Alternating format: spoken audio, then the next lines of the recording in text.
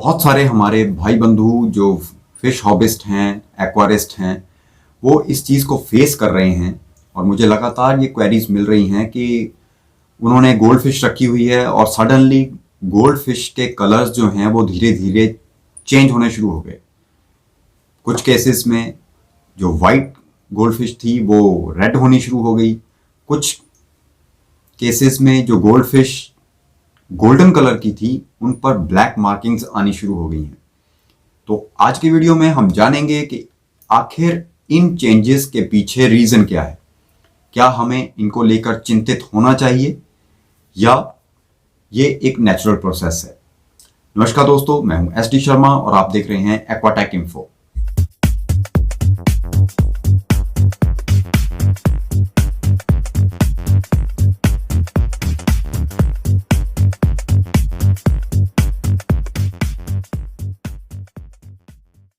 Colour change होने के बहुत सारे रीजन हो सकते हैं, उनको हम बारी बारी से डिस्कस करेंगे पार्ट बाय पार्ट, ताकि एक एक पॉइंट को हम समझ सकें। तो चलिए शुरू करते हैं।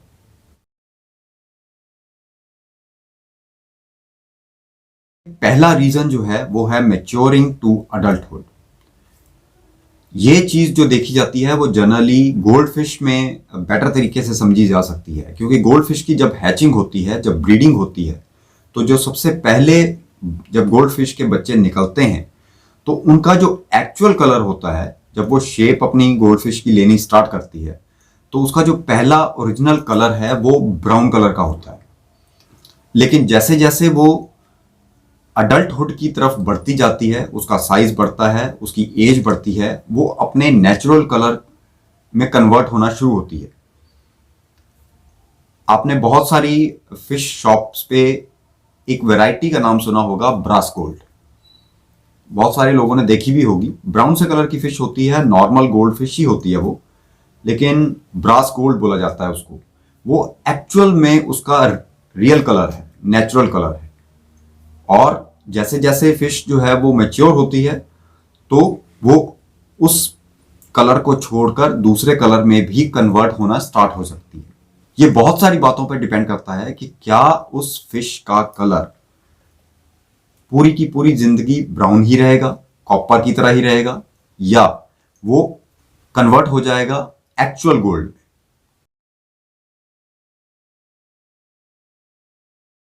दूसरा रीजन है डाइट।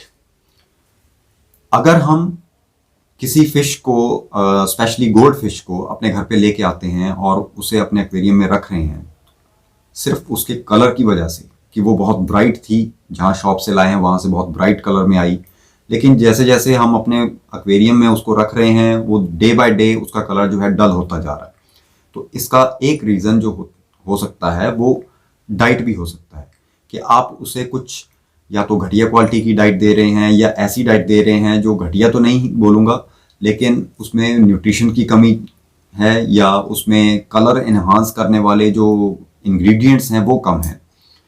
तो उस केस में फिश की जो रंगत है वो धीमी पड़नी शुरू हो जाती है, डल होनी शुरू हो जाती है। तो उस चीज को मेंटेन करने के लिए हमें कुछ ऐसे फिश फूड का चुनाव करना होगा जिसमें कि कलर एनहांसर डाले गए हों और उनके कलर को नेचुरली एनहांस करने के लिए जरूरी मिनरल्स जो हैं वो अवेलेबल हों।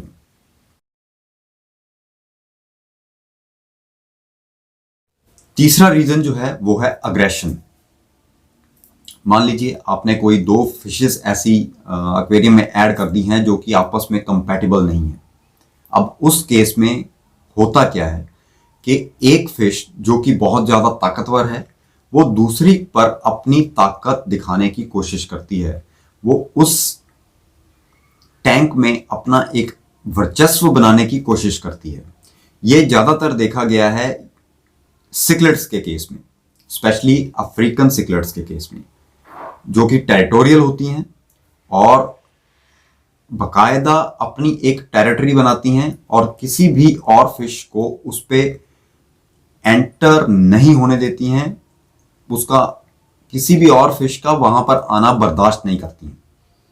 तो ऐसे केस में वो अपना अग्रेशन दिखाने के लिए जो बुलीनेस वाली फिश होगी उसका कलर जो है बहुत ज़्यादा ब्राइट हो जाएगा, और जो दूसरी होगी जो कि डर चुकी होगी उसका कलर जो है वो डल हो जाएगा।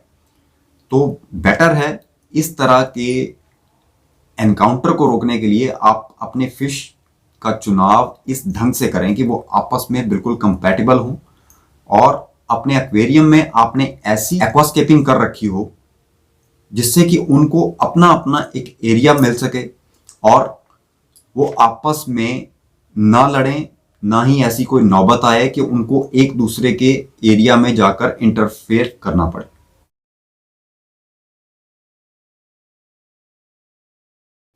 एक रीजन है मेटिंग। देखिए, मेटिंग के दौरान जब मेटिंग का सीजन चलता है तो उस समय फिशेस जो हैं वो आपस में पेयर अप करती हैं। अब ये सारी फिशेस जो हैं वो पेयर अप नहीं करती हैं, कुछ फिशेस जो हैं वो सिर्फ मेटिंग के लिए पेयर अप करती हैं, जबकि कुछ फिशेस जो हैं जो कि लाइफ टाइम के लिए अपना पेयर बनाती हैं। इसका सबसे बेटर एग्जांपल अगर मैं दूं आपको तो वो है सिकलेट। एंजल फिश एक ऐसी फिश है, या कोई और अमेरिकन फिश ले लीजिए, अफ्रीकन फिश ले लीजिए, ये ऐसी फिशेस हैं जो कि लाइफ में एक बार अपना जोड़ा बनाती हैं और लंबे समय के लिए बनाती हैं। और जब वो आपस में मेटिंग करती हैं तो मेल का कलर जो है वो बहुत ज़्यादा ब्राइट हो जाता है और फीमेल जो है वो उतनी ज़्यादा ब्राइट नहीं होती। लेकिन जब वो ब्रीडिंग करती हैं तो उस समय मेल जो है उसका काम होता है अपने अंडों की रक्षा करना, क्योंकि सिकलेट वैरायटी की फिशेस जितनी भी हैं वो सब अपने अंडों की और अपने फ्राइज की यानी कि बच्चों की केयर जो है बहुत अच्छे से करती हैं। उनको वो पूरा पेरेंटल केयर देती हैं और उस दौरान वो दूसरी फिशेस से फाइट भी करती हैं, उनको उनसे दूर रखती हैं और उनसे लड़ने के लिए अपने कलर को ज़्यादा एनहांस करती हैं और बहुत ज़्यादा ब्राइट नज़र आती हैं, ताकि दूसरों पर वो धाक जमाई जा सके, उन पर अपना गुस्सा दिखाया जा सके और उनको अपने बच्चों से, अंडों से दूर रखा जा सके। एक रीज़न है अमाउंट ऑफ सनलाइट, यानी कि सूर्य की रोशनी आपकी फिशेस के लिए बहुत अच्छी होती है, स्पेशली गोल्ड फिश के लिए। गोल्ड फिश जो हैं वो जनरली, गोल्ड फिश और कोईस, ये जनरली पॉन्ड फिश के लिए डेवलप की गई थी।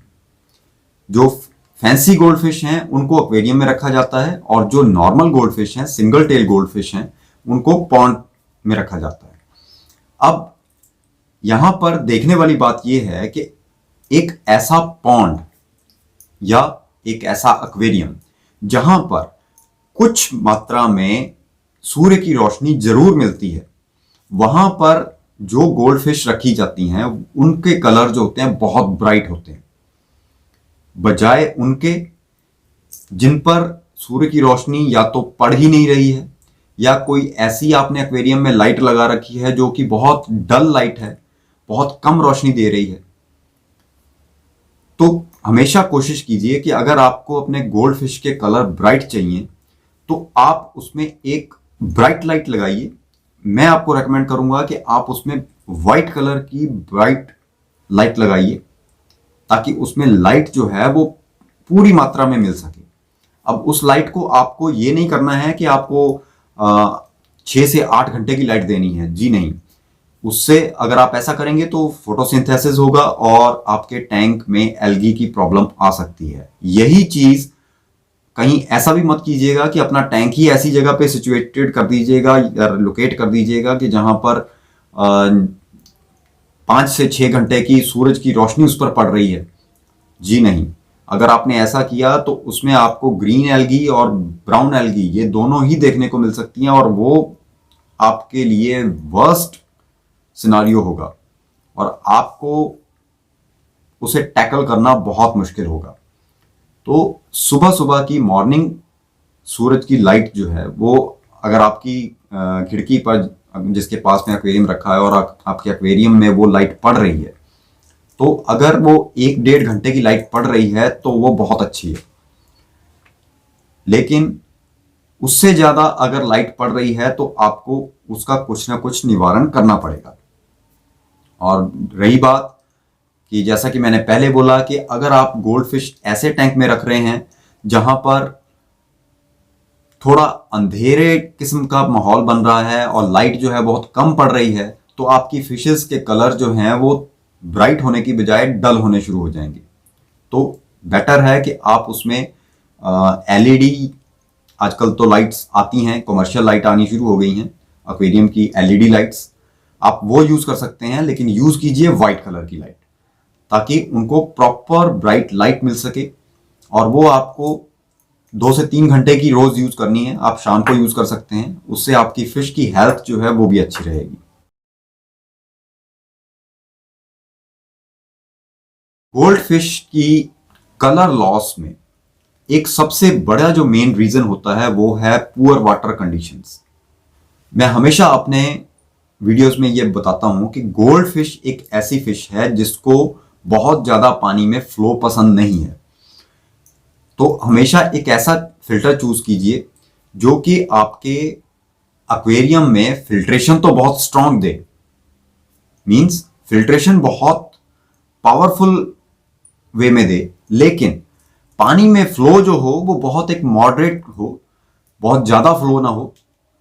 क्योंकि अगर आप उसमें बहुत ज्यादा फ्लो देते हैं तो उसकी वजह से फिश को बहुत ज्यादा फ्लो की अपोजिट डायरेक्शन में तैरना पड़ता है, और लगातार तैरने की वजह से वो थक भी जाती है और उसके बाद उसका अपना बैलेंस खत्म होना शुरू होता है, और फिर वो आपको एक्वेरियम फिल्टर के पास खिंची हुई मिलेंगी।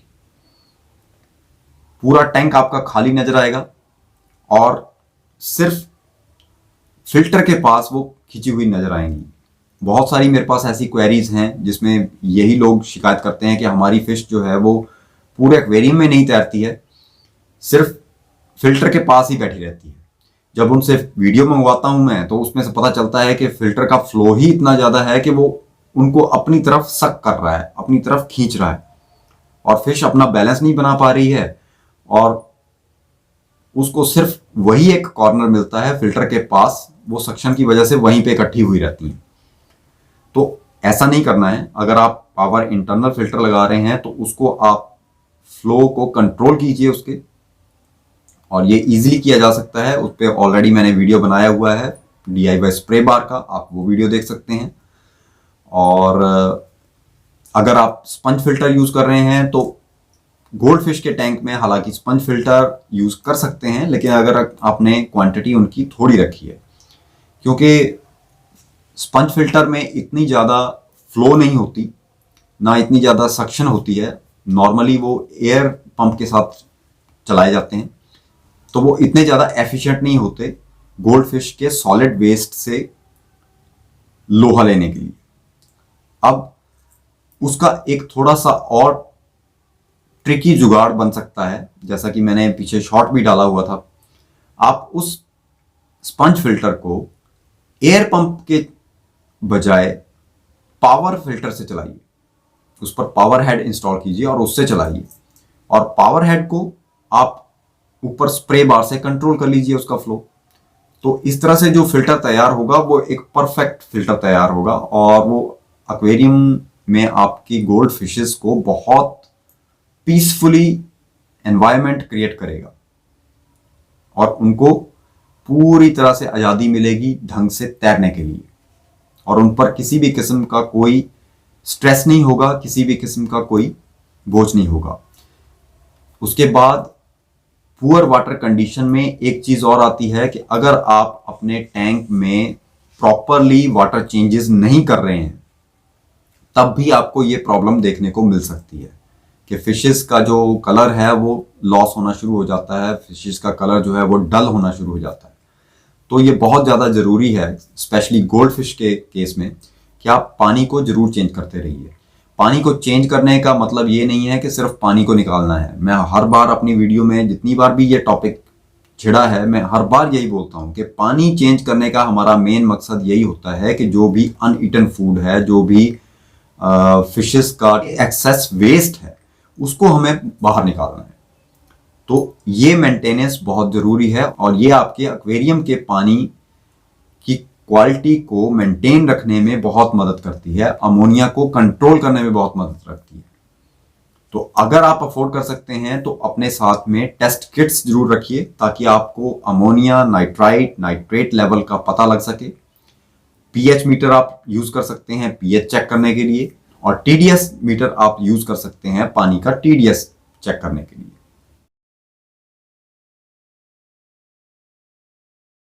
अब एक रीजन जेनेटिक्स भी हो सकते हैं। ये केस जो है वो मुझे बहुत देखने को मिल रहा है। शायद 2 लोगों ने तो मुझे वीडियो भी भेजे हैं। मैं आपको वीडियो दिखा भी रहा हूं, आप चेक कर लीजिएगा।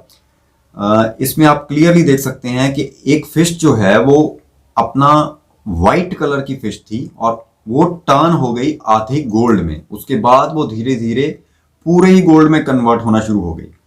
और दूसरे वीडियो में आप देखेंगे कि फिशेस जो गोल्डन कलर की थी उनके फिन्स जो हैं, बॉडी जो है वो ब्लैक कलर की होनी शुरू हो गई।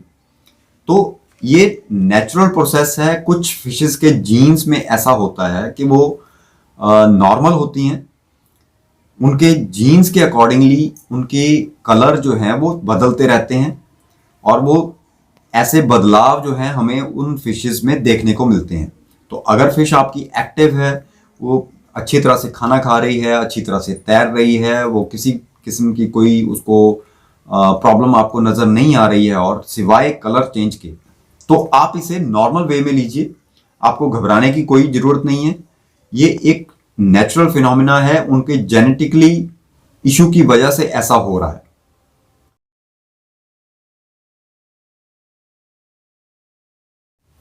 फिश में कलर चेंज होने का एक रीजन उनकी बीमारी भी हो सकती है। अगर फिश बीमार है, उसमें किसी तरह की कोई इलनेस है, कोई डिसीज है, तो वो एक कोने में दुबक कर बैठ जाती है, सबसे अलग रहना शुरू कर देती है, मूवमेंट कम कर देती है, अपने फिन्स को क्लैंप कर देती है और उसके कलर्स जो हैं वो डल होने शुरू हो जाते हैं। तो एक रीजन ये भी हो सकता है, अगर आप मेंटेनेंस प्रॉपर्ली नहीं कर रहे हैं तो फिश अगर बीमार है तो बीमारी की वजह से भी उसका कलर जो है चेंज हो सकता है। ये कुछ ऐसे रीजंस थे जिनमें हमने देखा कि आखिर फिश के कलर चेंज क्यों होते हैं या फिश जो है अपने कलर्स क्यों चेंज कर लेती है। कुछ हमारी अपनी गलती के हो सकते हैं, कुछ उनके जेनेटिकली हो सकते हैं। तो अगर फिश आपकी अच्छे से बिहेव कर रही है, अच्छे से स्विम कर रही है, अच्छे से डाइट ले रही है, किसी तरह के उसमें आपको कोई सिम्टम ऐसे बीमारी वाले नजर नहीं आ रहे हैं और आप प्रॉपरली मेंटेनेंस कर रहे हैं, तो फिर आपको घबराने की जरूरत नहीं है। जो कलर चेंज हो रहे हैं वो नेचुरल प्रोसेस का नतीजा है। और अगर आपको फिश में कुछ पार्ट्स ऐसे नजर आ रहे हैं जो अनयूजुअल हैं, जैसे कि व्हाइट स्पॉट डिसीज में होता है, आपको फिश की बॉडी पर कुछ व्हाइट व्हाइट डॉट्स नजर आने शुरू होते हैं, या आपको उसकी बॉडी पर कुछ व्हाइट कॉटन लाइक ग्रोथ नजर आ रही है, कुछ रुई के जैसी ग्रोथ नजर आ रही है, तो वो फंगस हो सकती है। या उसको उसके फिन्स जो हैं, आपको उनके एजेस जो हैं वो कुछ कटे फटे से नजर आ रहे हैं, तो ये अग्रेशन भी हो सकता है। या उसके फिन्स जो हैं वो थोड़े गलने से स्टार्ट हो गए, उसमें कुछ व्हाइट व्हाइट सा एजेस पे नजर आ रहा है और उसके बाद वो गलने स्टार्ट हो गए हैं, वहां से उतना फिन जो है वो गल के गिर रहा है, तो ये फिन रोट डिसीज हो सकती है। अगर उसकी आंखें फूल गई हैं तो पॉप आई हो सकता है। अगर आंखें कुछ व्हाइट किस्म की हो गई हैं तो ब्लरनेस हो सकती है आंखों में, उस पर फंगस हो सकती है, बैक्टीरिया हो सकता है। तो ये चीजें अगर आपको नजर आ रही हैं तो आपको घबराने की जरूरत है, आपको कोई ना कोई नेसेसरी एक्शन लेने की जरूरत है। अदरवाइज आपको कोई टेंशन लेने की जरूरत नहीं है। जनरली यही रीजंस होते हैं जो कि फिश में कलर लॉस का कारण बनते हैं। अब ये आपको डिसाइड करना है, आपको ऑब्जर्व करना है कि आप उसमें से क्या गलती कर रहे हैं, क्या आखिर वो रीजन है जिसकी वजह से आपकी फिश का कलर चेंज हो रहा है। क्या आप उसको डाइट सही दे रहे हैं? क्या आपने उसके साथ कोई ऐसी फिश तो नहीं रखी जो उस पर अटैक कर रही है या उस पर बुलीनेस दिखा रही है? उसकी कंपैटिबिलिटी सही है? आप क्या प्रॉपरली वाटर मेंटेनेंस कर रहे हैं? अपने टैंक की मेंटेनेंस प्रॉपरली कर रहे हैं? जो उसकी फेवरेबल कंडीशंस हैं, क्या आपने उसको वो प्रोवाइड की हुई हैं? तो ये सारे सर्कमस्टांसेस हैं, ये आपको खुद से ऑब्जर्व करने पड़ेंगे। ये कोई भी यूट्यूबर आपको नहीं बता सकता, क्योंकि आप अपने टैंक के पास हैं, आप अपने टैंक को रोज ऑब्जर्व कर रहे हैं, तो आपको अपने टैंक को रीड करना आना चाहिए, उसको समझना आना चाहिए। उसकी जो इनहेबिटेंट्स हैं, जो उसमें फिशेस आपने रखी हैं, जो उसमें पेट्स आपने रखे हैं, उनकी साइकोलॉजी को समझना आपको आना चाहिए। उसमें कोई भी यूट्यूबर आपको मदद नहीं कर सकता। आप मुझसे क्वेरी पूछते हैं, मैं आपसे वीडियो मंगवाता हूं। वीडियो क्यों मंगवाता हूं? क्योंकि मैं भी उनके सिम्टम्स ही पकड़ता हूं, उनके हाव भाव ही पकड़ता हूं। क्योंकि बिना देखे तो डॉक्टर भी दवाई नहीं देता। अगर आप फोन पर उसको कोई तकलीफ बताएंगे तो क्या वो आपको दवाई देगा? नहीं देगा। अगर कोई मेजर इशू हो तो वो आपको दवाई नहीं दे सकता। इसी तरह से अगर फिश के बारे में कोई भी सलाह आपको लेनी है तो कोशिश कीजिए कि अपना वीडियो, जिससे भी आप सजेशन ले रहे हैं, उसको वीडियो जरूर भेजिए और उसके बारे में पूरी डिटेल बताइए, तब वो आपको सही सलाह दे सकता है। अदरवाइज यूट्यूब पर तो व्यूज की दुकान चल रही है, सीधी सी बात है। सब व्यूज बटोरने में लगे हुए हैं, वो आपको उल्टी सीधी सलाहें देकर बस व्यूज बटोर रहे हैं और कुछ नहीं कर रहे हैं। बहुत गिनती के यूट्यूबर्स हैं जो आपको सही राय देंगे। तो एक अच्छे एक्वारिस्ट बनिए, एक अच्छे फिश कीपर बनिए, समझदार फिश कीपर बनिए और जिम्मेवार फिश कीपर बनिए। और अपनी पेट्स को समझिए, उसकी रिक्वायरमेंट को समझिए, अपने टैंक को समझिए, उसकी केमिस्ट्री को समझिए, पानी को समझिए और फिर डिसीजन लीजिए। उम्मीद करता हूं आपको ये वीडियो पसंद आया होगा। अगर आपको वीडियो अच्छा लगा है, इससे आपने कुछ सीखा है, तो दूसरों के साथ इसे शेयर ज़्यादा से ज़्यादा कीजिएगा, ताकि इस हॉबी को और भी ज़्यादा प्रमोट किया जा सके। और अगर आपकी कोई क्वेरी है, आपके मन में अभी भी कोई सवाल है, तो आप कमेंट सेक्शन में पूछ सकते हैं, उसका मैं जवाब आपको ज़रूर दूंगा।